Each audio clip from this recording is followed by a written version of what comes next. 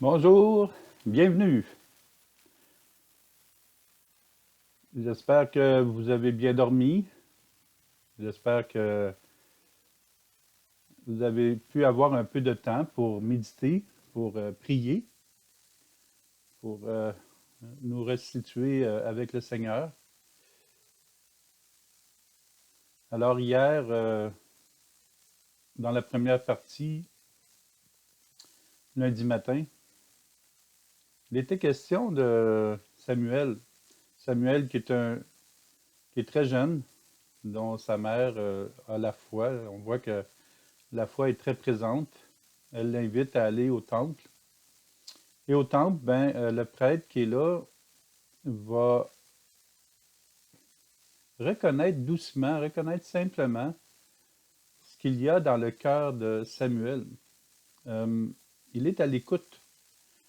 Et Samuel, qui se lève la nuit, pense que le prêtre lui a parlé. Euh, il répond, Me voici. Et le prêtre Élie l'invite à retourner dormir. Quelqu'un d'autre aurait peut-être tout simplement euh, qu'est-ce que tu veux dire? De quoi tu parles? Tu dormais? Continue? Euh, T'es pas réveillé? Et puis ça, des fois, ça peut être vraiment un peu une problématique parce que la personne va se dire, ouais, hein, je suis pas qu'est-ce que je fais là, là? J'ai entendu des voix. Non, le prophète Élie a été, pas le prophète, celui-là, c'est le prêtre, a été tellement sage. Il a juste dit à Samuel, parle Seigneur, ton serviteur écoute. Ça, ça prend vraiment une relation au Seigneur, même pour le prêtre Élie, pour arriver à une telle simplicité, humilité, devant ce qui se passe dans le cœur de l'autre, devant, c'est vraiment beau. Plus j'y pense, ça me, ça me rejoint. Et plus ça me rejoint pour ces temps en ce moment où on a tellement d'informations, on veut améliorer l'information, on veut euh, avoir des experts de l'information, même pour les réseaux sociaux, pour la télévision, et des fois, il serait peut-être nécessaire aussi de penser à juste dévoiler ce que l'autre personne est en train de nous dire.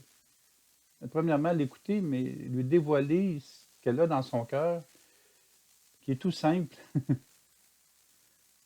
Tu m'as appelé, ça ne disait rien au prêtre Élie. Tu m'as appelé. Il aurait pu répondre bien des choses. Retourne te coucher. Le temps dira c'est quoi. Le prêtre Élie n'avait pas plus de réponses que lui au départ. C'est la troisième fois que le prêtre Élie a réalisé euh, de dire parle Seigneur, ton serviteur écoute. Ça prend de l'humilité, ça prend vraiment euh, le désir de laisser la foi en l'autre se dévoiler. Alors, je vous invite à écouter la première partie hier, lundi matin, parce que j'arrêterai pas. Je suis mieux de m'arrêter là. La deuxième partie, bon, on continue dans la conversion hier, lundi après-midi. Aujourd'hui, ça va être aussi la conversion. Euh, Demain matin, demain après-midi, ça va être l'amour de Dieu. Jeudi, ça va être la mission et ensuite l'évangélisation dans l'après-midi. Euh, donc, hier matin, j'ai commencé avec le passé. Le passé, hein, c'est vraiment quelque chose qui peut nous suivre comme un boulet.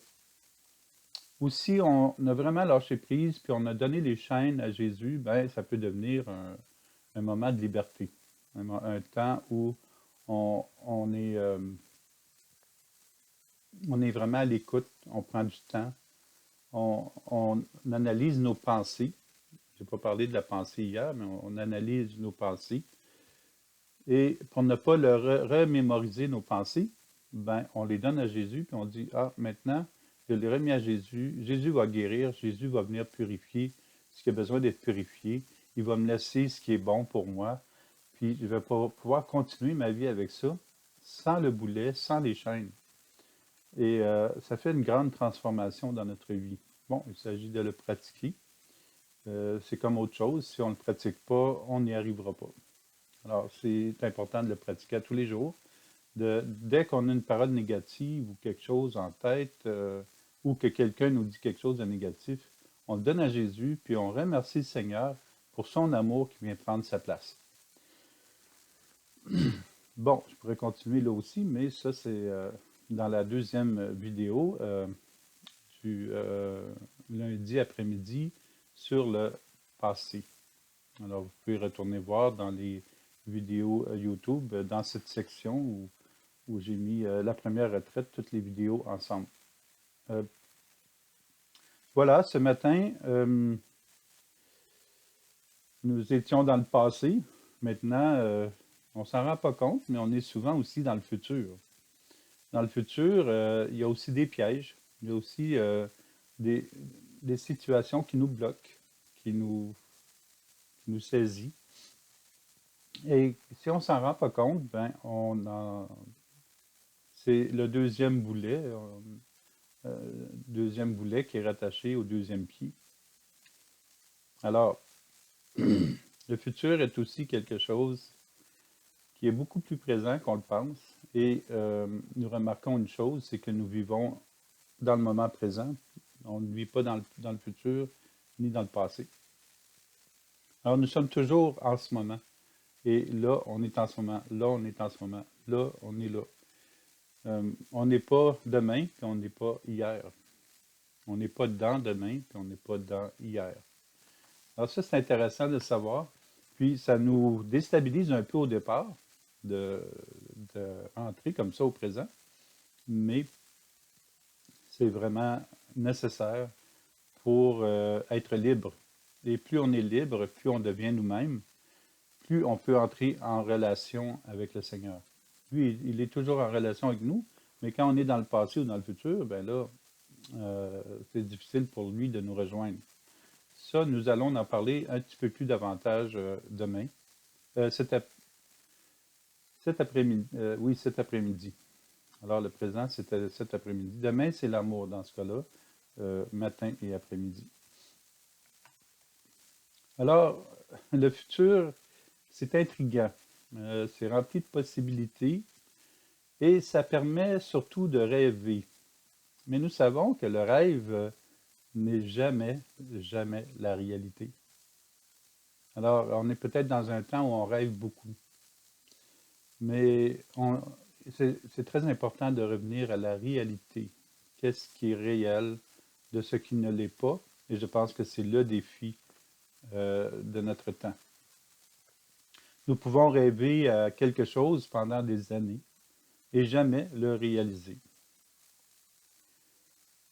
Alors, on peut avoir plein de projets, puis si on en a trop, ben, on se coince dans ça, puis on n'y arrive pas. Si on a un projet dans lequel on peut faire des petites étapes, on avance un peu à peu, et à partir d'une réalisation, on peut faire des pas en avant. Là, ça devient plus facile et on est davantage dans le moment présent. Tandis que nous surcharger de gros achats, par exemple, une maison qui dépasse nos revenus, ben, on vient de se faire beaucoup de tort. On vient de se coincer. Tandis qu'on peut avoir une maison beaucoup plus modeste pour commencer et nous sentir beaucoup plus libres. Alors voici les 3 points sur lesquels je veux partager ce matin.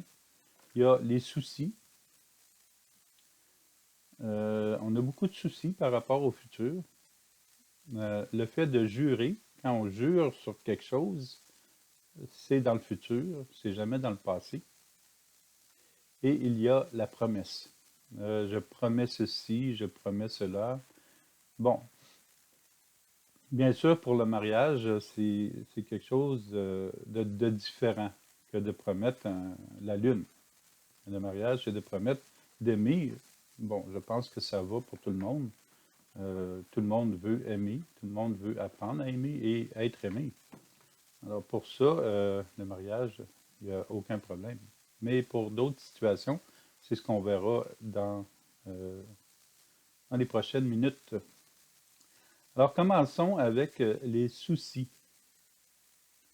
Jésus propose, ne vous faites donc pas tant de soucis. Ne dites pas qu'allons-nous manger ou bien qu'allons-nous boire, ou encore avec quoi nous habiller. Tout cela, les païens le recherchent. Matthieu, chapitre 6, verset 31. Jésus tient à cœur de nous dire de ne pas nous soucier de ce que nous allons manger ou boire. Il se sert de l'image de deux réalités essentielles pour notre survie, pour attirer notre attention sur ce point. Et en même temps, il veut que nous embrassions une réalité plus importante, plus grande. Il ajoute, votre Père céleste sait que vous en avez besoin. Matthieu, chapitre 6, verset 32. Votre Père céleste sait que vous en avez besoin. Jésus nous invite à nous soucier de rien, ni de la nourriture, de la boisson, ni du linge, ni d'autres choses. Car nous soucier de quoi que ce soit, ce n'est pas mettre notre confiance en Dieu. Pourtant, nous devons tout de même penser à nous nourrir et à nous abreuver. C'est certain que il y a des essentiels desquels nous devons penser. Euh, bon, il y a la nourriture, faire un jardin euh, pour avoir des légumes pendant l'été. Alors ça, c'est pas nous soucier, c'est nous donner un moyen qui est simple, qui est pas compliqué et qui nous permet de survivre. Mais si la personne devient un peu, s'attache davantage à la nourriture, par exemple, il remplit son frigidaire, il en jette la moitié à toutes les semaines. Là, j'exagère, c'est sûr, mais il en jette à toutes les semaines. Il y a un souci, il y a quelque chose à remettre au Seigneur. Seigneur, je te remets cette difficulté-là. Ça peut être une autre, mais merci de venir me remplir de ton amour et purifier cette situation-là. En fait, c'est une habitude. Et parfois, les habitudes sont à casser. On trouve des moyens, on cherche une autre manière de casser notre habitude. Oui, nous nous occupons de l'essentiel, mais sans en faire un souci au point qu'il n'y a plus que cette fixation qui meuble notre pensée. Voilà.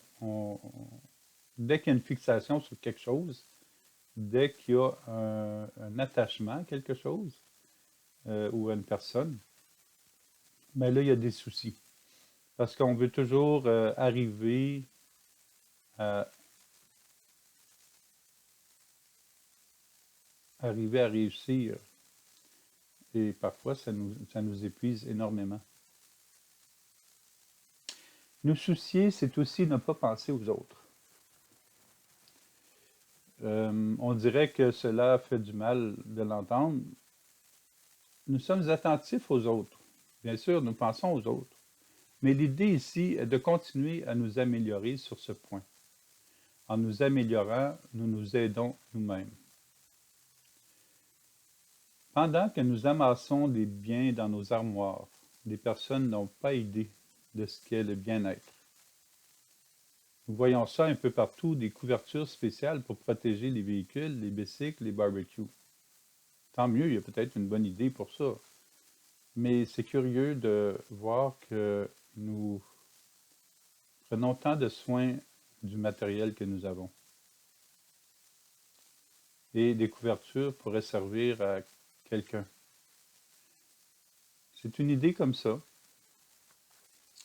Alors, à la télévision ou je ne sais pas, sur Internet, j'ai vu une image l'autre jour d'une personne qui est assise près de sa Lamborghini.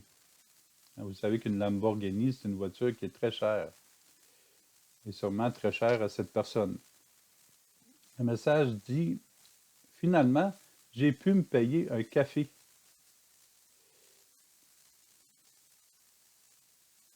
Ça parle beaucoup. L'achat de cette voiture peut lui avoir coupé le droit de vivre, le droit d'être libre. Bon, c'est sûr, un café, c'est... bon, on se sert comme ça pour exemple. Mais c'est juste dire à quel point on peut être enchaîné, à quel point on n'a plus de liberté. On ne peut plus s'offrir quelque chose ou offrir quelque chose à quelqu'un d'autre. Le message peut vouloir dire que parfois une voiture de moins de valeur va rouler aussi loin. La voiture va nous amener où on doit aller et nous aurons davantage économisé pour d'autres besoins. Bon, je ne cherche pas à juger les intentions des personnes, mais seulement de faire réfléchir sur ce que nous pourrions transformer de nos habitudes et développer de meilleures habitudes. Revenons à nos soucis. Nous pouvons entendre Jésus nous dire comme à Marthe, Marthe, Marthe, tu te donnes du souci et tu t'agites pour bien des choses. Et souvent des choses vraiment inutiles. Remarquons qu'une personne qui se soucie va s'agiter. Euh, ça va, ça lui tape sur les nerfs. Et à un moment donné, ça va venir qu'à taper sur les nerfs des autres. Alors, si on a pris une voiture trop chère et on n'arrive pas au paiement, ben là, on s'agite. Où est-ce que je vais trouver l'argent? Qui va me prêter l'argent en attendant? Alors, ça donne des casse-têtes qui ne sont pas nécessairement utiles. Alors, comme Jésus dit, Dieu s'occupe de nous.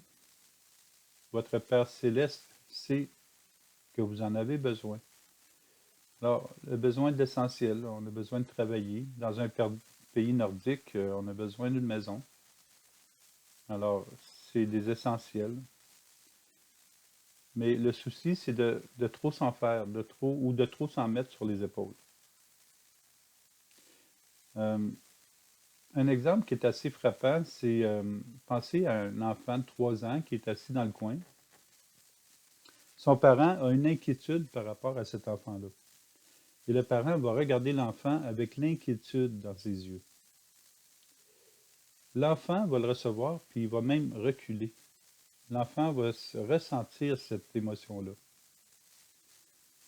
Et le souci qu'on transmet à l'enfant, l'inquiétude est liée au futur. Je crains que mon enfant ne soit pas comme il est dans 2 semaines, 2 mois, 1 an.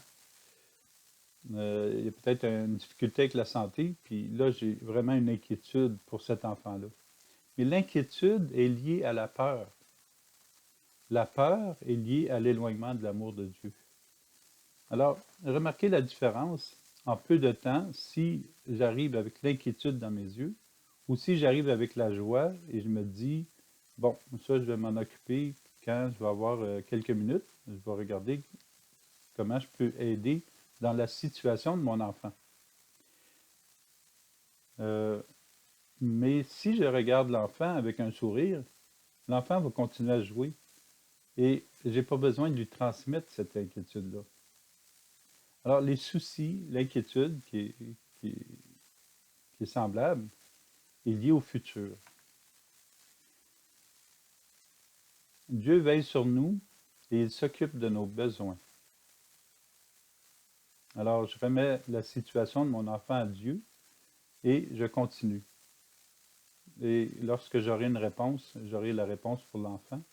Et l'enfant va entrer graduellement, peut-être à prendre un médicament pendant 1 mois ou 2. Alors, l'enfant va continuer à jouer. Lorsque nous vivons des tracas liés aux biens matériels ou aux biens spirituels et parfois aux biens des personnes, chaque fois c'est un signal qui nous rappelle d'augmenter notre confiance en Jésus et de lui remettre nos inquiétudes. Moins nous avons d'inquiétudes, plus notre pensée est claire pour réfléchir, pour trouver des solutions. Et on remarque que plus on est angoissé, plus on a de soucis, moins on a de réponses. Et ça devient un tourbillon, un mal de tête. Alors, c'est quelque chose qui est intéressant à remettre au Seigneur. Jésus nous dit aussi, ne vous faites pas de soucis pour demain. Demain aura souci de lui-même. Matthieu, chapitre 6, verset 34. Si nous pouvions juste saisir cela, ne pas nous soucier, ne pas vivre d'angoisse pour le futur, le remettre au Seigneur, avoir confiance qu'il nous aime, déjà nous accomplissons un pas à vivre dans la foi en Jésus et un pas vers la liberté. Pardon. Jésus offre le moyen de demeurer près de lui. Profitons-en pour ranger ce qui n'est pas encore réalisable dans la filière du futur. Et cela nous permettra un gain de temps pour mieux vivre l'instant présent et pour nous occuper, pardon, je viens d'avoir ma piqûre, moi là. Ce dégagement nous permet un gain de temps pour mieux vivre l'instant présent et pour nous occuper de l'essentiel. Nous passerons au milieu de cette existence avec moins d'anxiété, plus de temps libre pour veiller sur notre état de foi et à aider d'autres personnes à se dégager pour mieux suivre Jésus eux aussi. C'est une belle mission à laquelle nous sommes conviés. Deuxième point, jurer. Non pas juger, mais jurer, J-U-R-E-R. Jésus nous recommande, tu ne jureras pas sur ta tête, parce que tu ne peux pas rendre un seul de tes cheveux blanc ou noir. Matthieu chapitre 5, verset 36. Jésus a des expressions simples. Il cherche à rejoindre les personnes. Nous avons peut-être dit cela pendant notre vie, possiblement davantage à l'adolescence. Je te jure, je ne l'ai pas fait, avec l'expression faciale que cela demande pour bien convaincre nos parents. Parfois, nous voulons tellement que la personne nous croie que nous allons jusqu'à jurer que nous ayons raison ou non. Par cet exemple, nous reconnaissons qu'il y a un danger de jurer. Alors, une tarte est partie du frigidaire, la maman pense que c'est nous. On va dire, je te jure, c'est pas moi qui l'ai fait, mais ça donne l'impression que c'est moi qui l'ai fait. Et ça fait drôle comme ça, là. C'est un petit exemple, mais même si je ne l'ai pas fait, je vais donner l'impression que je suis coupable. Alors, jurer de cette manière-là, c'est pas vraiment un... Ça aide pas tout le temps. Cependant, de la manière dont Jésus parle, c'est possiblement davantage promettre quelque chose que nous ne pouvons pas réaliser. Par exemple, je jure qu'aujourd'hui, mes cheveux changeront de couleur. Ils seront noirs ou blancs. Peut-être, si nous teignons les cheveux, ils vont changer de couleur. Mais la nature réelle de nos cheveux conservera sa couleur initiale. Nous pouvons promettre quelque chose à quelqu'un et il est possible qu'il réponde « Le verrai quand on sera rendu là », car il est impossible de savoir ce qui sera dans le futur. Je te promets, je te jure que je vais t'acheter une voiture, mais pas une Mercedes. Je promets, je n'ai pas d'argent et je promets une Mercedes. Je ne sais même pas ce qui s'en vient demain. Parfois, nous entrons dans un idéal qui nous dépasse, qui n'est pas réaliste. La personne à qui l'on promet se dira possiblement que dans le futur, je ne pourrai plus le croire. Il me fait des illusions dont il ne peut tenir la promesse. Il ne faudrait pas non plus qu'il parte et fasse du mal pour obtenir l'argent pour me payer une telle voiture. C'est même difficile de savoir exactement ce que nous penserons ou ce que nous accomplirons dans 5 minutes. Il y a tout de même une consolation. Nous savons que nous sommes ici, maintenant, en ce moment. Or, Jésus nous invite à réfléchir sur ce qui peut nous garder éloignés de l'amour de Dieu. Tu ne jureras pas.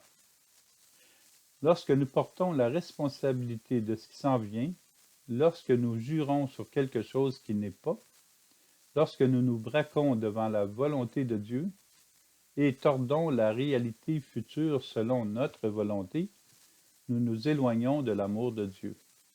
Nous nous enfermons dans des désirs qui ne sont pas réalisés et qui ne sont pas réalistes. Nous jurons sur notre personne, ce qui nous donne un poids. Et nos désirs risquent de nous bloquer, voire de nous aider à construire un mur devant notre futur qui va aller grandissant. Et un moment donné, il va nous dépasser. Et là, on peut penser au burn-out, à la dépression, au malaise. Ce mur va nous intimider au fil des ans. Dans la mesure où nous promettons quelque chose qui est au-delà de nos possibilités, nous vivons dans l'illusion, dans l'irréel. Nous ne sommes plus dans la réalité. Nous aurons l'impression, à la limite, de ne jamais être capables d'accomplir quelque chose de valable de nous-mêmes. Nous allons perdre confiance en nous-mêmes. La déception suivra. Cette déception se répercutera sur les autres aussi. Nous croirons qu'eux aussi ne réussissent pas ce dont nous avions rêvé, si cher à notre cœur. Jurer, sans être certain du dénouement que cela occasionnera, est un risque très élevé d'échec. Cela peut aussi occasionner des pertes d'amis.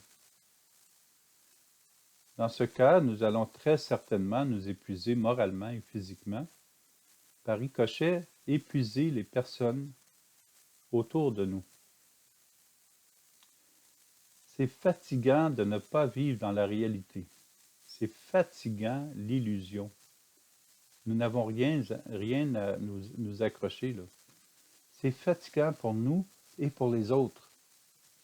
C'est une forme de négatif, de perte de sens, de réalité, et aussi de foi dans les personnes, en Dieu. La pensée négative est contraire à ce qui est bien, contraire à ce qui est vrai. Jésus nous incite à demeurer réels, à vivre le moment présent. Invitons Jésus à conduire notre vie. Il va nous inspirer et nous accompagner, et ce sera la meilleure route à suivre. Déposons notre confiance en Jésus. Toujours est-il que nous pouvons jurer que Dieu est amour, sans erreur et sans nous tromper. Ça, c'est la réalité. Dieu est amour. Alors ensuite vient la promesse. Il est tout indiqué de ne pas promettre ce que nous ne pouvons pas conduire à terme. À moins, bien sûr, que la réalisation d'un projet soit méticuleusement et soigneusement planifiée, avec des objectifs raisonnables. Raison, réalité.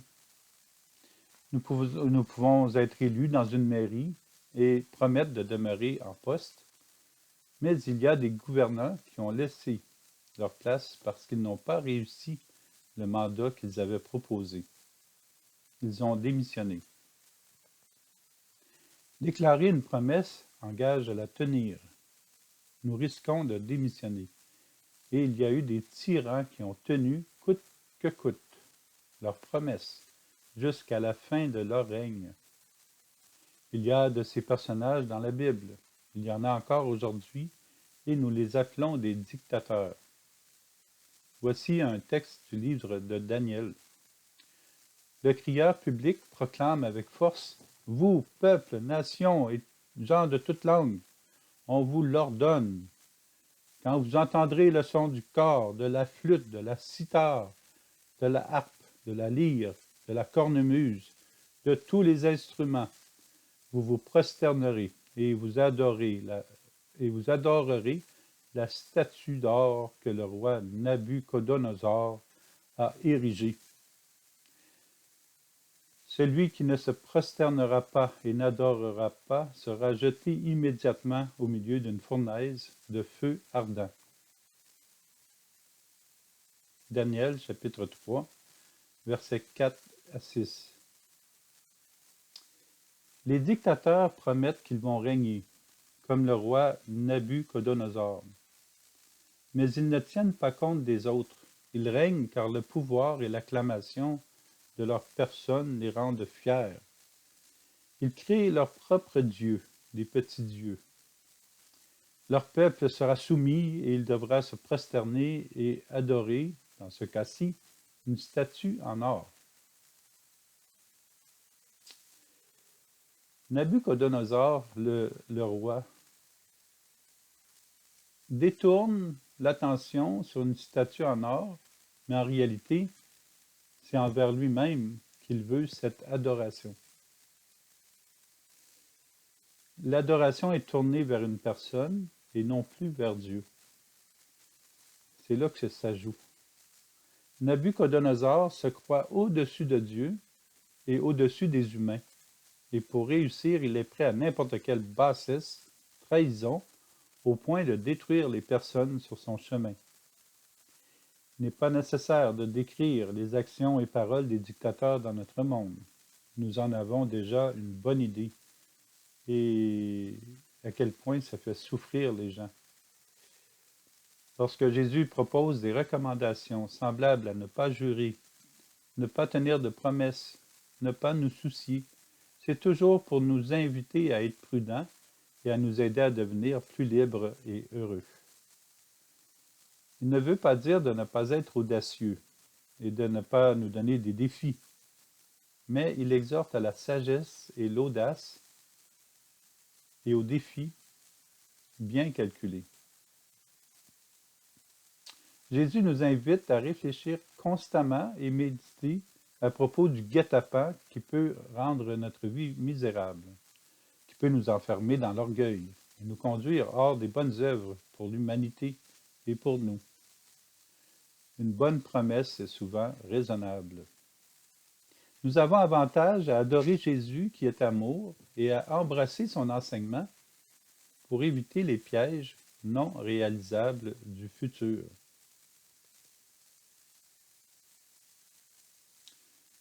Le futur promet.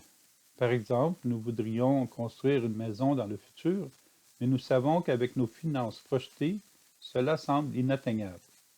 Pour le moment. Gardons notre projet en tête, mais sans nous en faire un souci. Pour réussir l'achat de la maison, il n'est pas nécessaire de nous enfoncer et crouler sous une dette due à un emprunt que nous ne pourrons jamais rembourser. Sinon, la pression exercée par l'emprunt, inconsidéré, va nous conduire à vivre de l'angoisse, voire jusqu'à perdre la maison. Le risque est réel de déstabiliser la possibilité d'un avenir prometteur. Nous perdons de belles années à vivre dans le futur.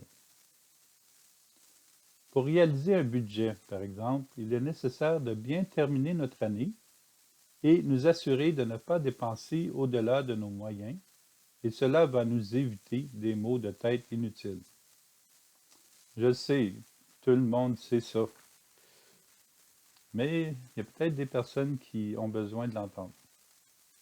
Cependant, acquérir une maison est possible et réaliste lorsque son achat est bien planifié. Nous l'avons déjà entendu, une personne qui n'a pas une dette est une personne riche. Le futur promet d'être heureux lorsque notre vie est prise en main par Jésus. De fait, lorsque nous remettons tout à Jésus, on dirait que tout se dégage pour réussir. Mais c'est vrai, ce n'est pas une tendance d'oser même penser à remettre notre vie à quelqu'un entre ses mains. En effet, ne plaçons pas notre vie dans la main de n'importe qui. Pourtant, il est fortement recommandé de remettre notre vie entière en Jésus, car il est le seul qui peut nous aimer totalement, puisqu'il est amour. Il est l'amour. Il sait ce qu'il y a de mieux pour nous et pour notre futur. Et si nous sommes subtilement attentifs, nous allons découvrir que Jésus nous conduit vers un futur meilleur. Le seul risque, après avoir remis notre vie entre ses mains, c'est de perdre patience. Nous avons alors le choix de perdre patience et de vouloir gérer notre futur par nous-mêmes, ou de développer la patience avec Jésus et réussir. Il y a, en tout cas, si on veut développer la patience, on a juste à demander à Jésus de nous aider. Et on va remarquer qu'après, toutes les situations nous amènent à perdre patience. De fait, à chaque fois qu'on perd patience, on est obligé de le travailler. Alors, on apprend à avoir de la patience. C'est classique d'entendre une personne qui est dans la foi nous dire « Ah, je manque de patience ». Et nous lui demandons « As-tu demandé à Jésus d'augmenter ta patience ?» Elle répond « Oui, et il me semble l'enlever plutôt que de l'augmenter. » Nous lui répondons « Jésus t'a pourtant écouté. Il te permet de pratiquer ta patience pour l'accroître. » Réussir notre futur ne se réalise pas grâce à l'argent ou au manque d'argent, mais avec de petites réussites chaque jour. Pour écrire un livre, par exemple, il est beaucoup plus simple d'écrire 1 heure par jour que de passer des semaines sans dormir par crainte de ne pas réussir. D'ailleurs, la fatigue ralentit l'écrivain. Ça ne sert à rien. Lors du dernier mot couché sur la dernière page, le résultat sera le même. Il est fort à parier que le temps nécessaire est égal dans les deux cas, mais notre santé sera meilleure puisque nous aurons dormi mieux, avec une démarche bien planifiée d'écriture. Alors, Jésus nous invite à ne pas nous soucier, à ne pas jurer, à ne pas promettre, à ne pas nous perdre dans l'angoisse de l'inconnu liée au futur. Avec Jésus, chaque journée est une bénédiction si nous sommes dans le moment présent. Il n'est pas nécessaire d'aller trop vite pour réussir. Il suffit d'être sage et bien ordonné. Évaluons si nous perdons de l'énergie et si nous gagnons de la fatigue par de lourds fardeaux que nous plaçons sur nos épaules et qui, tout compte fait, risquent davantage de ne pas être une réussite sur tous les plans de notre vie. Les plans de notre vie sont la santé physique, psychologique et morale, entre autres. Demandons à Jésus de nous aider à lui remettre le futur tel qu'il sera. Demandons-lui d'augmenter notre patience. Et après lui avoir demandé, si nous observons que nous avons moins de patience, nous savons qu'il s'occupe de nous et qu'il nous conduit avec sagesse. Au lieu de rêver, faisons des petits pas au jour le jour. Donnons-nous de projeter à faire de petites réalisations. Bien sûr, nous avons besoin d'une maison, d'un appartement pour nous couvrir. Mais pour le reste, pensons à faire de petits pas.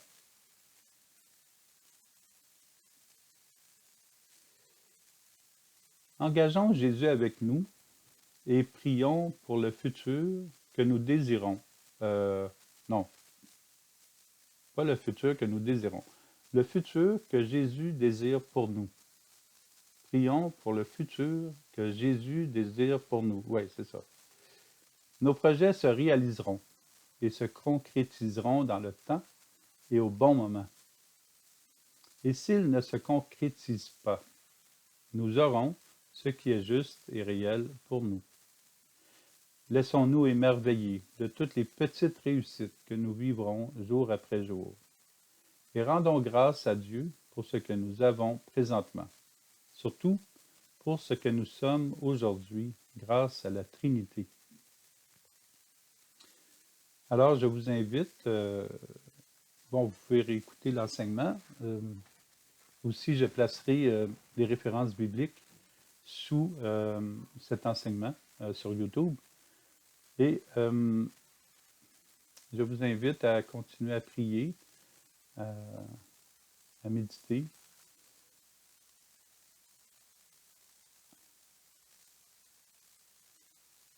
Et de voir ce qui peut être peut-être mis dans les mains de Dieu par rapport au futur. Je vous invite aussi à, si vous avez des bonnes idées par rapport au futur, comment lâcher prise, comment redevenir soi-même, je vous invite à l'écrire en dessous dans les commentaires. Et cela pourra aider d'autres personnes selon vos témoignages. Comment vous en êtes sortis? Quels ont été... est-ce que le Seigneur vous a aidé à lâcher prise et à devenir plus libre, plus être soi-même, avoir laissé davantage le Seigneur passer dans votre vie? Est-ce que le fait d'arrêter de courir partout pour tout réaliser, est-ce que cela vous a été bénéfique? Est-ce que vous avez